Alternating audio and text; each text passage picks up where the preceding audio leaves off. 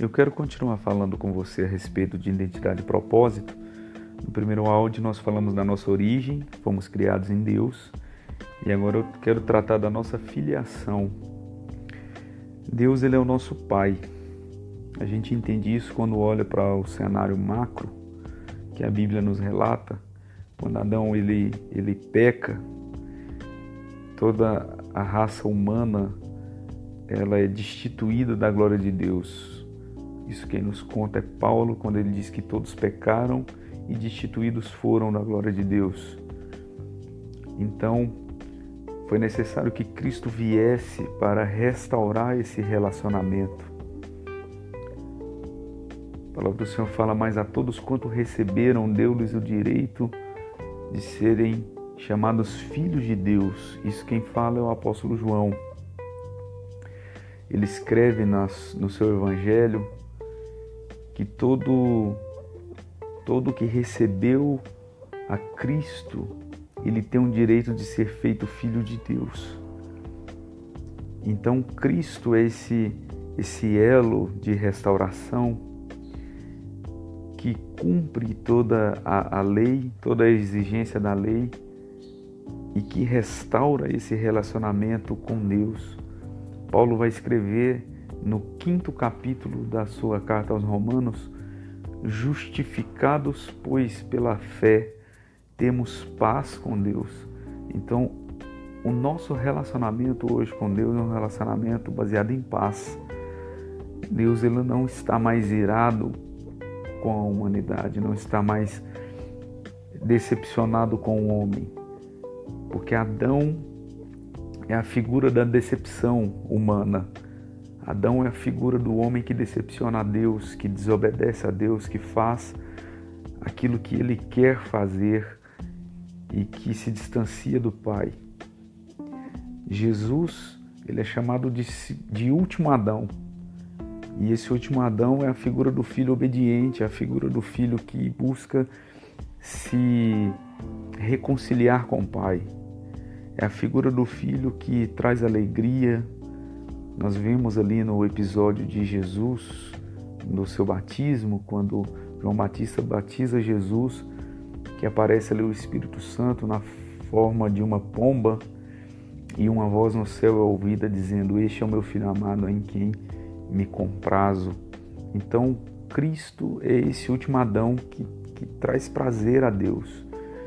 E uma vez que Cristo morre e ressuscita, diz a palavra de Deus que todos nós morremos na sua morte e ressuscitamos com ele na sua ressurreição para uma nova vida. Então, você olha para a sua vida hoje e você não está contente com os seus resultados. Você olha para você e você não está feliz com a forma com que você tem vivido, porque você não encontra um sentido na sua vida. Você crê que vive por viver, você crê que você vive para poder trabalhar, para ter dinheiro, para poder se manter, e essa é a vida de todo ser humano. Como diria o senso comum da humanidade, você vive para escrever um livro, para plantar uma árvore e ter um filho. Isso não é um propósito de vida. Quando olhamos para a Bíblia, vemos que o nosso propósito é muito maior do que isso. A vida que a maioria tem vivido é uma vida medíocre, é uma vida vazia, uma vida pequena, porque não encontrou em si uma alegria de viver. Mas eu quero te falar que você é o motivo de Cristo Jesus ter morrido.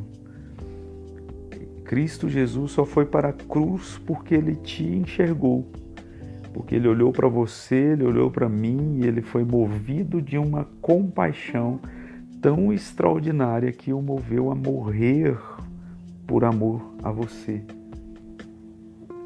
Ele mesmo fala no capítulo 17 do Evangelho de João, quando ele faz ali a sua prestação de contas, ele faz uma oração, é conhecido como a oração sacerdotal. Ele fala que tinha outras ovelhas de um rebanho diferente daquele, que haveria de crer nele, e ele estava falando de mim e de você. Porque as primeiras ovelhas de Jesus eram os judeus, eram os discípulos que estavam com ele. E quando ele fala dessas outras ovelhas que haveriam de crer, ele estava falando de mim e de você, que viríamos depois desses episódios, depois de sua morte. Então, ele morreu na cruz pelos seus discípulos, pelos judeus, mas ele também morreu por mim e por você que ouve esse áudio. Então você não é alguém sem importância, você não é alguém sem valor. Você foi comprado com preço de sangue, você foi comprado pelo preço da vida de um inocente. Então Cristo ele foi para a cruz para que você não precisasse morrer, para que você não precisasse sofrer, porque ele sofreu um sofrimento desumano para que você vivesse uma vida de glória. O sacrifício de Jesus na cruz a gente chama de sacrifício substitutivo. Por que ele é substitutivo? Porque ele substitui, porque quem deveria ir para a cruz era eu e você, porque somos semelhança de Adão. E Adão é o filho rebelde, Adão é o filho que desagrada ao Pai. Adão é o filho da decepção e nós éramos esses filhos da decepção. Nós, por nós mesmos, decepcionamos Deus todo instante, porque as nossas ações elas não são dignas, não são puras, as nossas ações elas são de vergonha. Mas em Cristo Jesus, as nossas ações elas são limpas, elas são purificadas diante dos olhos de Deus. Nós somos justificados. Você precisa entender o peso dessa palavra. A palavra justificado quer dizer que você não precisa se justificar diante de Deus. Cristo te justifica. É Cristo que chega diante do Pai e fala: esta pessoa não merece o inferno, essa pessoa merece o céu. Essa pessoa é também um filho teu. E Deus se agrada disso porque é uma intercessão do Filho. O Filho morreu para interceder por você. Então você hoje, você pode se tornar um filho de Deus. Basta você aceitar a Jesus, basta você se aliançar a Ele. E diz o apóstolo Paulo que o teu espírito se une ao Espírito de Deus e você passa a ser um só espírito com Deus. E uma vez ligado a Ele, você frutifica de acordo com a vontade de Deus. Então você hoje não enxerga valor em você e eu estou dizendo, você tem muito valor. Os céus sabem quem você é. Deus sabe quem você é. Cristo sabe quem você é. O seu nome está sendo mencionado em lugares que você não imagina, lugares que você ainda não chegou. Mas você é um filho de Deus e Deus espera que você volte os olhos para Ele, para que Ele faça da sua vida uma vida extraordinária. Os resultados que você busca obter, você jamais vai obter eles apenas com o seu esforço humano, apenas com o seu intelecto, apenas com a sua sabedoria. Você precisa alinhar o seu propósito de vida com o seu propósito divino. Quando você alinha esses propósitos, você vive o que nós chamamos de destino. Você vive a vontade do Pai. Romanos capítulo 12 fala assim, que nós somos transformados pela renovação do nosso entendimento, para que então experimentemos qual seja a boa, a perfeita e agradável vontade de Deus. Deus ele tem uma vontade que é boa, perfeita e agradável a você, e você não tem experimentado isso. Você não sabe o que é olhar para o sol e poder contemplar, o privilégio de poder vê-lo, enquanto muitos não têm visão, não podem ver a beleza do sol. Você tem o privilégio de acordar pela manhã e ter um dia inteiro para produzir, para estar com a sua família, para poder estar com as pessoas que você tem em consideração, enquanto muitas pessoas não têm isso. Você é um privilegiado porque você tem o que você tem. Olhe para as suas conquistas, por tudo que você passou e veja se a mão de Deus não está a todo momento te auxiliando, te ajudando, te dando suporte. Às vezes você tem uma revolta dentro de si porque você não compreende as coisas, mas eu quero te dizer que você só está vivendo o que você está vivendo porque você ainda não alinhou o seu propósito de vida com o propósito divino. Jesus nos conta a respeito de um jovem que ele deixou a casa de seu pai, pegou ali a sua herança, pegou a herança do pai em vida e ele sai para viver a sua própria vida e ele gasta esse dinheiro da forma que ele bem entendeu. Então ele compra o que quer, ele gasta com prostitutas, ele vai à farra, ele deixa a vida levar ele e ele vive como se não houvesse amanhã. E um belo dia esse dinheiro acaba, porque o dinheiro ele é finito, o dinheiro ele não acrescenta felicidade, o dinheiro não compra felicidade, o dinheiro ele acaba, ele tem um fim, porque esse é o propósito do dinheiro, é ter um fim.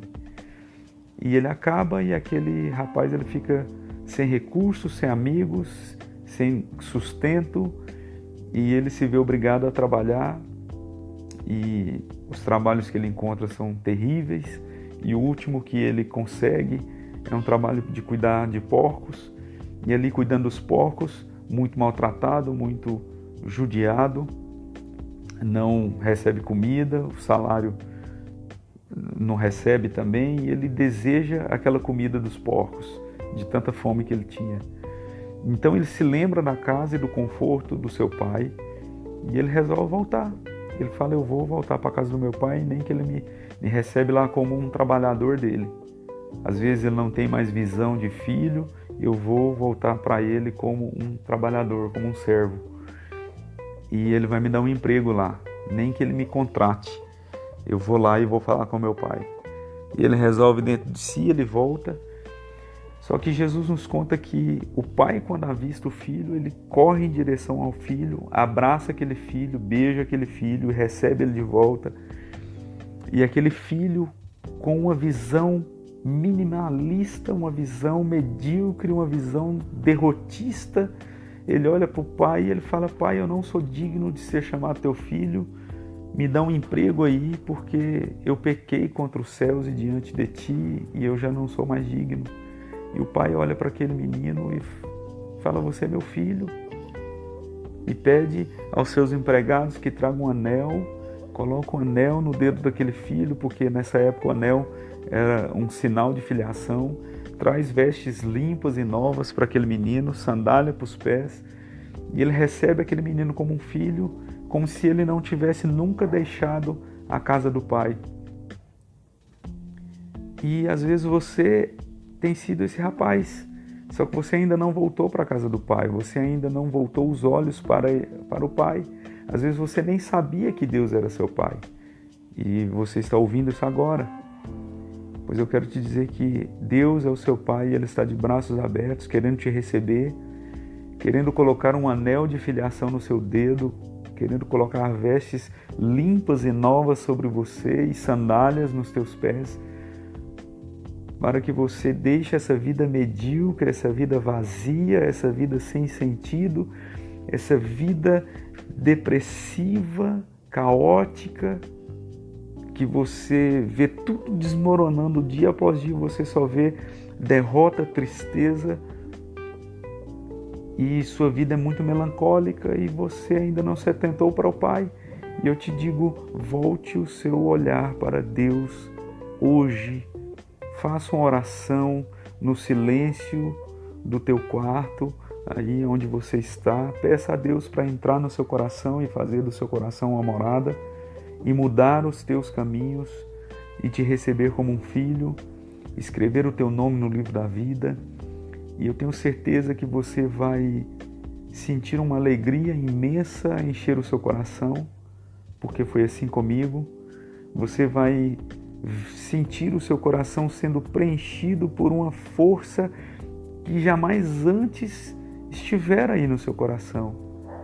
Hoje você procura nos seus companheiros sexuais alegria, você procura nas drogas alegria, você procura na bebida alegria, você procura nas amizades, nas farras alegria, e você às vezes até a encontra, de forma rápida, de forma muito muito volátil, você encontra alegria. Enquanto o seu cigarro de maconha está aceso, você é feliz. A hora que o efeito dessa droga passa, você volta para a melancolia.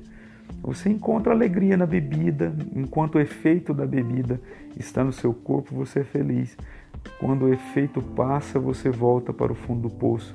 Você encontra no sexo alegria, mas enquanto você não põe para fora essa euforia, porque depois que acaba, você até sente nojo daquele parceiro que você se deitou e você volta para a sua melancolia. E essa tem sido a sua vida, de momentos, de lance, de relance.